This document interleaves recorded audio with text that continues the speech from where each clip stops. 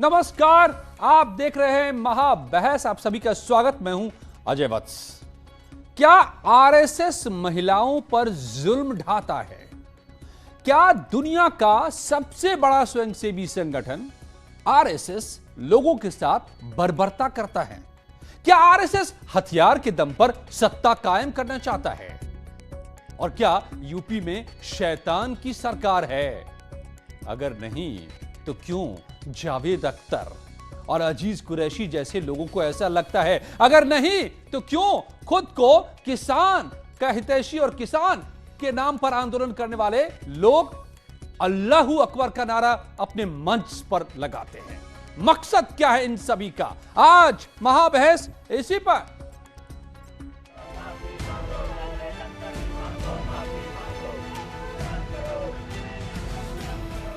संग है निशाना जावेद का तालिबानी तराना। हमारे देश में और देश की किसी भी संस्था या संगठन का तालिबानियों से तुलना करना मुझे लगता है ठीक नहीं है। ये देश एक मजबूत लोकतंत्र वाला देश है। तालिबान की ताली के लिए संघ को गाली। इस प्रकार के जो कलाकार हैं, ये एक तरफ तो कहते रहते हैं कि हिंदुस्तान में एक ऐसा डर का माहौल है कि यहां पर माइनॉरिटीज चैन से सांस नहीं ले पा रहे हैं, और वहीं पर वो चाहते हैं कि बाहर देशों से माइनॉरिटीज हिंदुस्तान में आए। कौम के नाम पर गुनहगार की पैरोकारी। शैतान की और इंसान लड़ाई रही है, राक्षसों की। राक्षस शैतान, खून पीने वाले दरिंदे, तो एक तरफ वो है, एक तरफ इंसान है। मतलब उनकी लड़ाई है, जो होना है हो रहा है। आजम पर कार्रवाई, इंसान शैतान की लड़ाई। असल में ये सब इनकी विचारधारा आज सामने आ रही है निकलकर। जब इन्हें लाभ लेना था तो ये सेकुलर रहे, बड़ी शायरी करते थे। कई शायर हैं, ये भी हैं, मुनव्वराना हैं, इस तरह के तमाम। और धर्मगुरु भी, कुछ धर्मगुरु भी ऐसे नजर आए निकलकर। किसानों का काम सियासी काम। पहले भी नारे लगते थे जब टिकैत साहब थे, अल्लाहू अकबर, अल्लाहू अकबर, ये नारे लगते थे। हर हर महादेव और अल्लाहू अकबर के नारे इसी धरती से लगते थे। ये नारे हमेशा लगते रहेंगे, ये नारे हमेशा लगते रहेंगे। दंगा यहां पे नहीं होगा। ये तोड़ने का काम करेंगे, हम जोड़ने का काम करेंगे। किसी गलत फहमी में मत रहना। किसानों की लड़ाई अल्लाहू अकबर पर आई कि भारत माता जय का नारा लगवाना है, वंदे मातरम का जय का नारा लगवाना है। अल्लाहू अकबर भी बोलो, लेकिन भारत माता की जय का नारा लगाना पड़ेगा।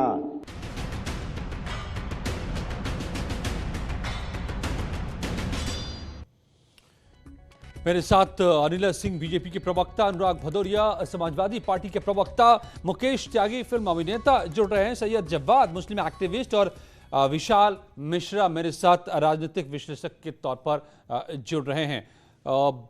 अनुराग भदौरिया अभी जुड़े नहीं हैं, लेकिन सैयद जव्वाद, ये क्या हो रहा है? देखिए अजय जी, उत्तर प्रदेश के यूपी में शैतान की सरकार है क्या? राक्षसों की सरकार है क्या? देखिए, हेडलाइन तो मुझे ये अच्छी लगती कि हिंदू मुस्लिम को है लड़ाना, उत्तर प्रदेश में है चुनाव करवाना। और कौन लड़ा रहा है? तोड़े ये कब ने क्या जावेद अख्तर को, जावेद अख्तर और अजीज कुरैशी और राकेश टिकैत जैसे लोग लड़वा रहे हैं ना, ऐसे ऐसे बयान दे करके।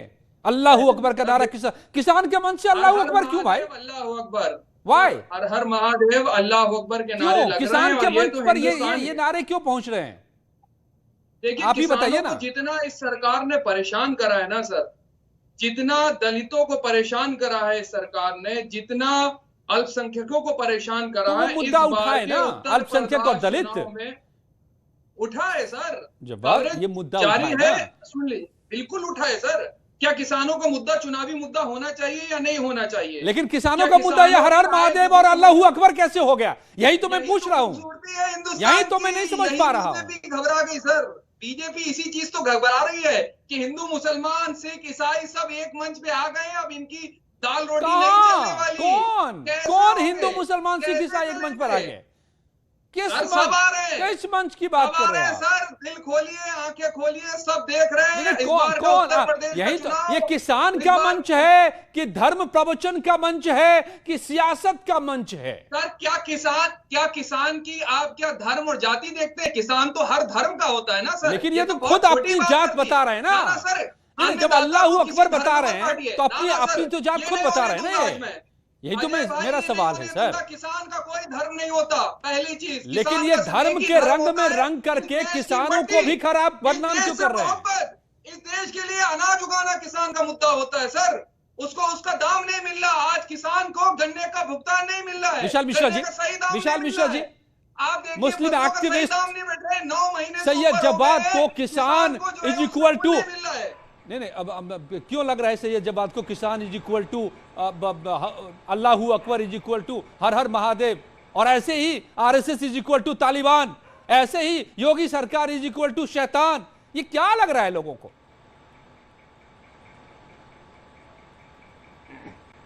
हेलो जी विशाल जी। हाँ अजय जी, अपना प्रश्न दोबारा पूछिएगा, आवाज साफ नहीं आ रही। नहीं ऐसी ऐसी तुलना किसान के मन से अल्लाह अकबर, गीतकार कह रहा है कि आरएसएस तालिबानी है, अजीज कुरैशी पूर्व राज्यपाल कह रहे हैं कि यूपी में शैतान की सरकार है।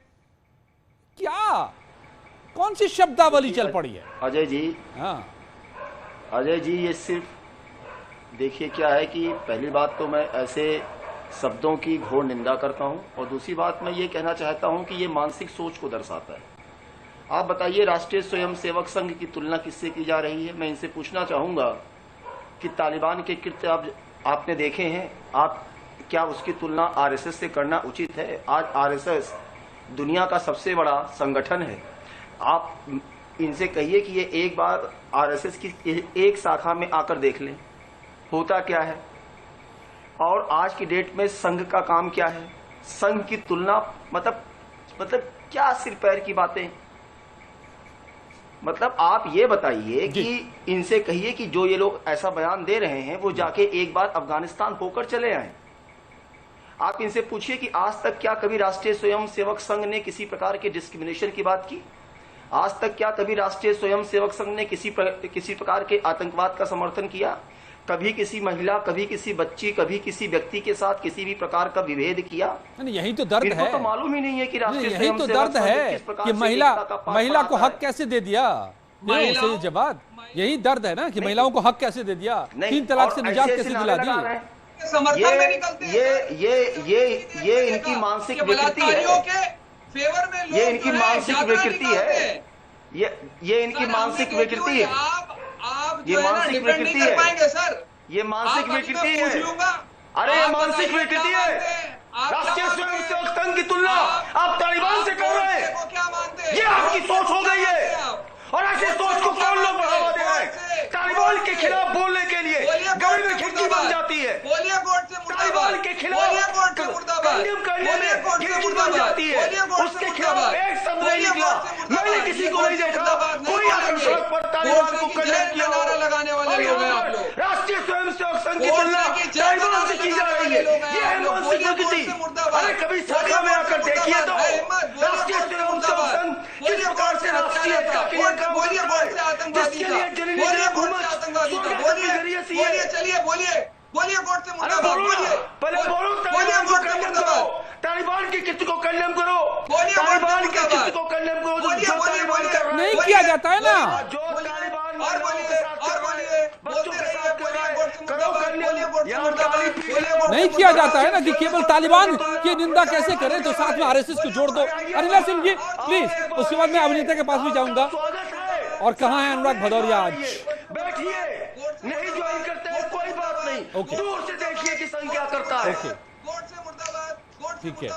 कोर्ट से मुर्दाबाद। Okay Syed Jawad please please तर्कों से बात कीजिए, तर्कों से बात कीजिए, तथ्यों से बात कीजिए। आरएसएस को आप अगर जानते हो तो बात कीजिए। बैठकर देखिए संघ क्या करता है। संघ राष्ट्रीय एकता का पाठ पढ़ाता है। संघ के लिए राष्ट्रीय सर्वोपरि है। कोर्ट से मुर्दाबाद, कोर्ट से मुर्दाबाद, कोर्ट से मुर्दाबाद। मानसिक विकृति तो देखिए, ये मानसिक दिवालियापन है, ये मानसिक दिवालियापन है अजय जी इन लोगों का, ये मानसिक दिवालियापन है। तालिबान को कंडेम करते समय खिड़की बन जाती है। Okay Anila Singh ji, okay let me connect Mukesh Tyagi and Anila Singh please. Taliban की तरह दिखता है। ऑलराइट, ठीक है सर, होल्ड।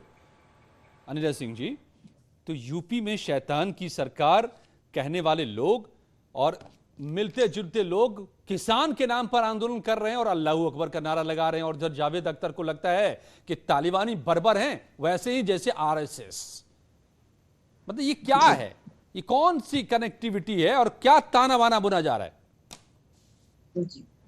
देखिए, ऐसे सैयद जवाद जिस प्रकार की यहाँ पे बदजुबानी कर रहे हैं, उल्टी सीधी बातें कर रहे हैं, ये खुद जानते हैं कि अगर तालिबान की सियासत होती तो यहाँ पर बैठकर इनकी जबान जो है ना, इसी चैनल पर जाकर इनकी जबान काट दी जाती, हाथ पैर के छितड़े उड़ा दिए जाते और इनका अता पता नहीं होता। तो जो इतनी बकवास यहाँ कर रहे हैं बैठकर, इनको खुद पता है कि तालिबान क्या होते हैं और क्या नहीं होते हैं। इनको आरएसएस के विषय में शायद कोई जानकारी नहीं है, चाहे बाढ़ हो, चाहे तूफान हो। मैं तालिबान का विरोध करता हूँ, मैं तालिबान का विरोध करता हूँ मेरी बहन, मैं तालिबान का विरोध करता हूँ। और विरोध तालिबान, सुन लीजिए पहले एक बार पूरी बात सुन लीजिए। आपके बराबर का मेरा बेटा होगा तो थोड़ी तहजीब भी सीख लीजिए। मेरी बड़ी बहन, मैं विरोध करता हूँ, मैं विरोध करता हूँ, आप सुन लीजिए। मैं समर्थन में नहीं बैठा हूँ तालिबान के, मैं आरएसएस का भी विरोध करते हैं, आरएसएस की तुलना तालिबान से करते हैं। बोले कि जावेद अख्तर ने जो कहा गलत कहा। देखिए ऐसा है, मैं एक चीज बता दूं यहाँ पे अजय जी, जो हिंदुओं को जो ये कहते हैं ना कि ये तालिबानी सोच है, फलाना है, ढिमकाना है, हम हिंदू तो कभी फंडामेंटलिस्ट हो ही नहीं सकते, क्योंकि एक किताब के द्वारा हम गवर्न नहीं होते हैं। इस्लाम जो मानता है वो एक किताब के द्वारा गवर्न होता है, क्रिश्चियनिटी जो फॉलो करता है वो एक किताब के द्वारा गवर्न होता है। अगर मैं हिंदू की बात करती हूँ तो हमें तो सिखाया जाता है वसुधाय कुटुंबकम, हमें तो सिखाया जाता है सर्वपंथ संभाव। हम लोग तो वो लोग हैं, और आरएसएस से बड़ा ऑर्गेनाइजेशन पूरे दुनिया में नहीं है जो संस्कृति का पाठ पढ़ाता है सबको। और एक बच्चा जब अपनी माँ के गर्भ से पैदा होता है तो माँ के गर्भ से भी पैदा होता है और संस्कृति के गर्भ से भी पैदा होता है। और जिनका संस्कृति का गर्भ खराब होता है वो इसी प्रकार के जावेद अख्तर और अजीज कुरैशी, वो तालिबान पैदा करते हैं, मानसिकता के बच्चों को पैदा करते हैं जो जहर उगलते हैं। तालिबान जैसे बच्चे पैदा करते हैं। सैयद जब बात मैं इसका जवाब लूंगा, लेकिन मुकेश त्यागी जी को पहले मुझे जोड़ने दीजिए। मुकेश त्यागी जी, ये पहली बार नहीं है ये जनाब जावेद अख्तर साहब फिल्मों के गीत लिखते लिखते सियासी गीत लिखने बैठ जाते हैं, बिना पढ़े लिखे, बिना रिसर्च किए कि आरएसएस है क्या। अरे जिसको पंडित जवाहरलाल नेहरू ने मान्यता दी हो, जिसको 26 जनवरी के परेड में शामिल कराया हो, उसको कह रहे हैं तालिबानी है। अजय जी, मुझे बहुत अफसोस होता है कि फिल्म इंडस्ट्री के इतने बड़े नुमाइंदे, इतने शोरा मकबूल शायर जावेद अख्तर ने इतनी घिनौनी टिप्पणी करी है। उन्होंने तालिबान का कंपैरिजन जो है आरएसएस, बीजेपी और यहाँ की सरकार से किया है। मैं समझता हूँ इतना बौना बयान शायद दिमागी दिवालियापन का प्रतिबिंबित करता है।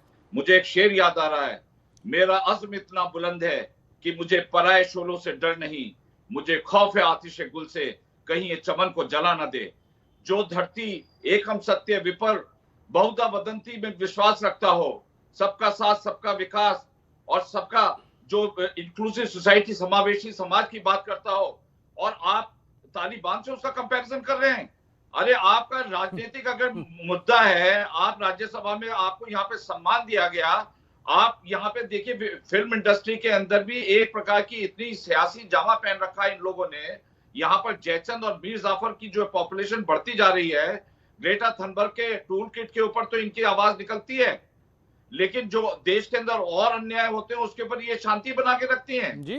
तो ये जो दुगलापन है इनका, मैं बहुत अफसोस है कि मैं फिल्म इंडस्ट्री में कुछ ऐसे लोग आ गए हैं जो देश के सियासी जामा पहन करके बिना पढ़े लिखे, बिना समझे ये लोग आग लगाने का, कम्युनल डिवाइड के टेम्परेचर को आगे बढ़ाने का ये काम सक्रिय रूप से कर रहे हैं। ये इनोसेंट स्टेटमेंट नहीं था, इस तरह मुनव्वर राना ने भी बोला। तो ये एक जो है सोची समझी, अभी गवर्नर साहब ने भी बोल दिया, देख लीजिए। तो अभी आप मुनव्वर रहमान को देख लीजिए, आप सज्जद नुमानी को all India Muslim personal law board के को देख लीजिए, समाजवादी के देख लीजिए। तो ये अभी आप देखेंगे ऐसे बयानों की एक लड़ी निकलने वाली है। तो यहाँ पर जो है तालिबान के जो म्यूटेंट्स आ गए हमारे देश के अंदर, वो इसमें आग लगाने का, घी भड़काने का, अरे आप क्या कंपैरिजन कर रहे हैं आरएसएस और बीजेपी से तालिबान? चले जाइए तालिबान में 2-4 दिन रह के आइए, आपको पता लगेगा आपका क्या हश्र होगा। लोग यही कह रहे हैं, लोग आज यही कह रहे हैं विरोध करते हुए जावेद अख्तर को कि टिकट कटाइए, इसको भेजिए तालिबान। चलिए जवाब, लड़कियों को घर से बाहर निकलना नहीं दिया जाता, पर्दा नशीन है, बेचारी भी कोई संगीत सीख रही थी, उनको मैं बीच में इंटरप्ट करूं अजय भाई, वेट, तो ये अजय भाई बीच में इंटरप्ट करूंगा, please wait, let Mukesh Tyagi finish. एक सेकंड, मुझे एक बस 5-10 सेकंड में खत्म कर रहा हूं। राइट, देखिए क्यों यहाँ पर कुछ लोग जो है तालिबान को डिसोन कर रहे हैं। वो इसलिए डिसोन नहीं कर रहे हैं कि उनका तालिबान से प्यार नहीं है, तालिबान से बहुत प्यार है। वो इसलिए डिसोन कर रहे हैं कि उनका एक घिनौना, जो शरीयत लॉ का घिनौनापन जो है वो नजर आ रहा है पब्लिकली कि अरे शरीयत लॉ में इतना घिनौनापन है, तो ये उससे जुड़ना नहीं चाहते।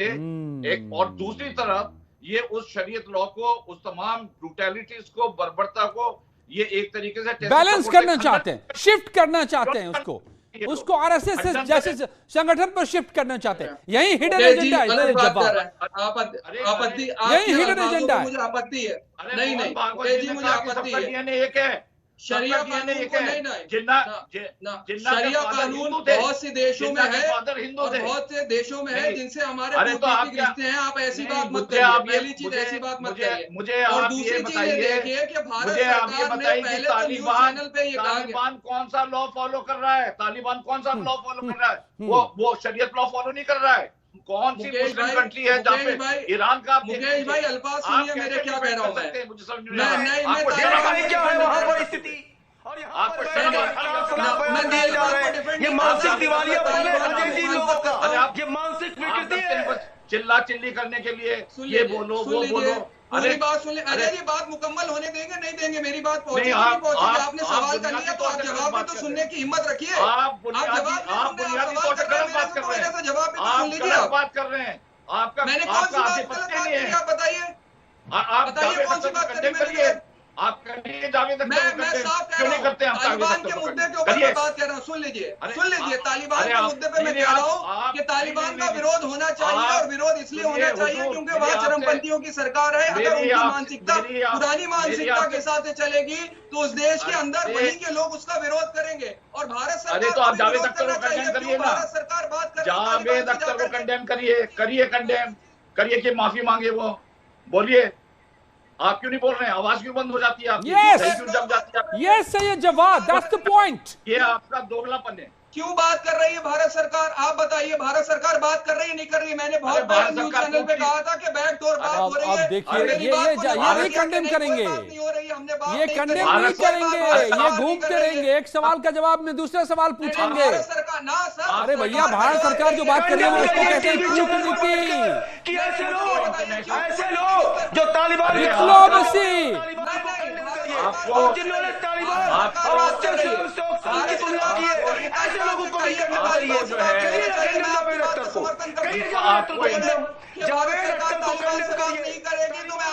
Okay wait, everybody please pause.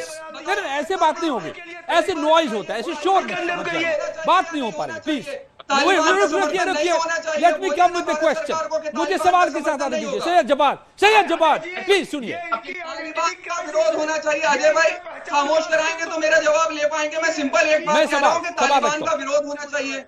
Vishal Mishra ji एक मिनट। सैयद जवाद पर्सनली मत करिए।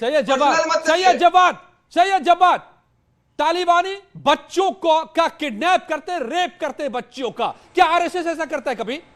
आप तुलना करेंगे दोनों की? क्या बकवास कर रहे हैं? सुन लीजिए, आरएसएस कौन सा कानून फॉलो करते हैं? हथियार के दम पर वो सत्ता हासिल करते हैं। हिंदुस्तान में वोट के दम पर सत्ता हासिल करते हैं। आप तुलना करेंगे? आंखें खोलिए। तालिबान मैंने तुलना नहीं करी कि हमदर्द, आंखें खोलिए अपनी। नहीं, मैं तुलना नहीं कर रहा हूँ उनकी। मैं तुलना नहीं तो कर रहा। बोलिए माफी मांगे, बोलिए ये शख्स माफी मांगे। अरे आप केस करिए, जो ये तालिबानी गीत हमें सुना रहा है, नफरत के गीत सुना रहा है देश को। देश हो गया है क्या? आरएसएस का विरोध बड़े बड़े लोगों ने नहीं करा?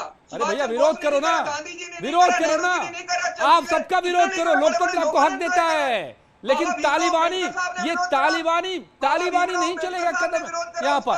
अरे आरएसएस का विरोध आज से नहीं हो रहा। आरएसएस के ऊपर तो सबसे पहले देश के पहले गृह मंत्री आरएसएस का विरोध करते करते कई लोग खत्म हो गए। आरएसएस बढ़ता गया क्योंकि वो सही रास्ते पर था ना, इसका मतलब तभी तो बढ़ गया ना वो। आप ये बताइए कि क्या आरएसएस की तुलना तालिबान से, लेकिन आप तालिबान बताओगे उसको, वास्तविकता की बात करिए। अपनी अपना सुनो नहीं सही है जवाब। मैं बताऊं जिनको शर्म आती है ना, जिनको शर्म आती है तालिबान से रिलेट करने में खुद को, वो तालिबान की तुलना कर रहे हैं आरएसएस से। जिनको शर्म आती है, शर्म जवाब नहीं है कि ये तालिबान शरिया का नाम लेकर के घिनौने काम कैसे कर रहा है, तो आरएसएस पर शिफ्ट करते हो आप। अब कमिंग बैक, मैं तालिबान का विरोध करता हूं क्योंकि वहां पर कट्टरवादी की मानसिकता के लोग हैं, ठीक है, वहां पर हमेशा। और ये कहां है, और ये क्या है, कहां से आता है? ये जावेद अख्तर क्या है, एजाज कुरैशी क्या है? कानून काम कर रहा है, भूमाफिया आजम खां के खिलाफ कानून काम कर रहा है तो बोलते हैं शैतान की सरकार है। किसान के नाम पर अल्लाह अकबर कर रहे। लौटता हूं मैं एक छोटे से ब्रेक के बाद। ये नफरत के बीज बोने वालों के खिलाफ होना क्या चाहिए, छोटे से ब्रेक के बाद जारी है महाबहस।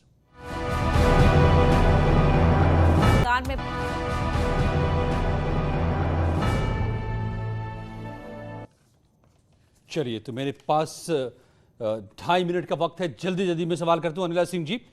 कानून ने तो काम शुरू कर दिया है, करेगा सबके खिलाफ काम। इजाजत मिलनी चाहिए फ्रीडम ऑफ स्पीच के नाम पर आग लगाने की, नफरत फैलाने की। नहीं, अब मुझे अच्छा अजय जी ये लगता है कि जवान साहब जो हैं एक युवा हैं और इनको ऐसी बात करनी चाहिए कि भाई ठीक है, जावेद अख्तर जो है, ये अजीज कुरैशी जो है, केवल ये अगर मुसलमान है तो इसलिए उनका अगर आपको यहाँ पे वकालत करनी है तो वो गलत है। आप इस देश के युवा हैं, आपको वो बात करनी चाहिए जिसने गलत कहा वो गलत कहा। देश को जोड़ने की बात करो, तोड़ने की बात करते हो। और आरएसएस क्या है, वो तो एक डायनेमिक पावर हाउस है। उसका केवल और केवल एक काम है कि अपने जो समाज है उसको जागृत करो और भारतवर्ष जो है विश्व पटल में विश्व गुरु की तरह बनकर उभरे। तो क्या ये गलत है? ये तालिबानी सोच है, ये छोटी सोच वाले जो बकवास करते हैं। और ये अजीज कुरैशी जो है आजम खान की वकालत करते हैं। आजम खान वही है ना जिसके ऊपर 102 से ज्यादा मुकदमे लगे हैं जी। मुर्गी चोर, बकरी चोर, भैंस चोर, जमीन चोर जी, दुनिया भर के घोटाले करने वाले। बीवी भी घोटाले कर जब बीवी ने जब तक तकरीबन 63 लाख रुपए नहीं 30 लाख रुपया जो बिजली चोरी करी थी उसका पैसा नहीं जमा करवाया, वो चुनाव नहीं लड़ सकती थी। बेटा एक नंबर का फर्जी। तो ऐसे लोगों का आप मुकदमा लड़ेंगे, तालिबानों का आप मुकदमा लड़ेंगे और फिर जवाद साहब यहाँ बैठकर उनका मुकदमा लड़ेंगे। ये तो समझ में नहीं आता। अनिल जी बिल्कुल, अब समय खत्म हो रहा है, जल्दी में थोड़ा सा रिएक्शन लूं। मुकेश त्यागी, अब मतलब आप शरिया के नाम पर तालिबान खड़ा कर लें और यहां अगर कुछ लोग समाज को इकट्ठा करने की कोशिश करें, दोनों बराबर हो जाते हैं। देखिए, शरिया को लेकर के ईरान, सऊदी अरेबिया, वहां महिलाओं के साथ कितना अत्याचार होता है। चोरी के सजा में हाथ काट दिया जाता है, एडल्ट्रेस को जो है गोली से उड़ा दिया जाता है, आंखों में सब तेजाब डाल दिया जाता है। तो देखिए, मुझे एक शेर में करके खत्म करता हूँ। ये छोटी छोटी गलतियां निकाल करके तालिबान से कंपैरिजन कर रहे हैं। चमन को सींचने में कुछ पत्तियां झड़ गई होंगी, यही इल्जाम लगा रहे हैं चमन से बेवफाई का, जिन्होंने चमन को रौंद डाला अपने पैरों से। दावा कर रहे हैं चमन की रहनुमाई का, तो ये जो रहनुमाई कर रहे हैं झूठी रहनुमाई कर रहे हैं। अरे आप देश के साथ जुड़िए, आपको हिंदुस्तान से अच्छा मुल्क कहीं नहीं मिलेगा। इसका झंडा लेकर के झंडे के तले अपनी भी प्रोग्रेस करिए और भाइयों की तरह रहिए। मोहन भागवत टाइम रहता तो से जवाब आपके पास और आता इसका जवाब लेने के लिए, लेकिन जवाब सुन लीजिए। जवाब बहुत साफ है, ये मुल्क संविधान से चल रहा है, इसलिए आप बोल पा रहे हैं। तालिबान की तरह जिस दिन शरिया का ख्वाब देख रहे हैं जो यहां पर होने वाला नहीं है, तो क्या होता है नतीजा, जाके तालिबान में रह लीजिए, कुछ वक्त में समझ में आ जाएगा। जहां पर अभी भी नॉर्दर्न अलायंस लड़ रहा है और दुनिया को कह रहा है कि आइए और इस आतताइयों को यहां से भगाइए जिसको तालिबान कहते हैं। धन्यवाद आप सबका मेरे साथ जुड़ने के लिए। अपर्णा के साथ इस वक्त की खबरें।